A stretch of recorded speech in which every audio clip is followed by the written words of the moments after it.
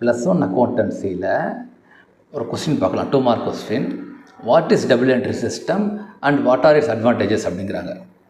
அதாவது double entry சிஸ்டம்னா என்ன, அந்த சிஸ்டத்தை பயன்படுத்தினால் என்ன நமக்கு சாதகமாக இருக்குது, அதாவது அட்வான்டேஜஸ் அப்படிங்கிறாங்க. சரியா? இதுக்கு ஒரு 4 பாயிண்ட் சொல்கிறேன்.